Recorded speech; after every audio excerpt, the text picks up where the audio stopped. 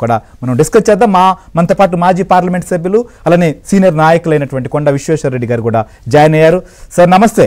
ఏంటి అసలు భారతీయ జనతా పార్టీ జాతీయ స్థాయిలో జరుగుతున్నటువంటి సమావేశాల ఒకవైపు కొత్త మిత్రులను కలుపుకోవాలి, బలం పుంజుకోవాలి, 400 స్థానాల్లో ఈసారి గెలవాలి అనేటువంటి ఒక టార్గెట్తో కూడా ముందుకు పోతున్నటువంటి పరిస్థితి మనం చూసాం.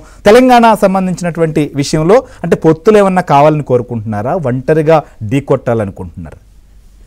నమస్కారం అండి. నమస్కారం. నేను ఇప్పుడే నేషనల్ కన్వెన్షన్ నుంచి బయటకు వచ్చినాను. దాని తర్వాత మీరు అడిగిన ప్రశ్న ఏంది, పొత్తు పెట్టుకుంటారా ఇదని. ఇది టిఆర్ఎస్ చేసిన ప్రచారం.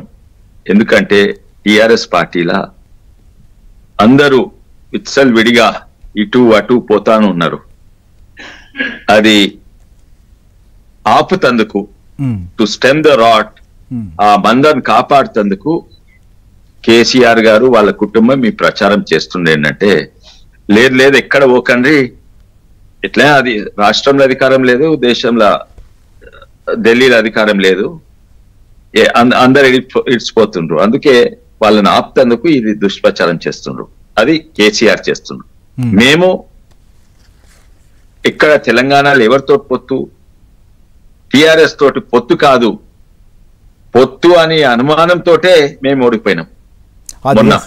అసెంబ్లీ ఎన్నికల్లో జరిగిన పరిణామాలు మీకు తెలుసు, ఏ రకంగా దాన్ని పర్యవసానంగా ఉండింది కూడా బీజేపీకి తెలుసు. తెలిసి మళ్ళీ ట్రాప్ లో ఏమైనా పడబోతోందా అనేటువంటిది చర్చ జరుగుతోంది.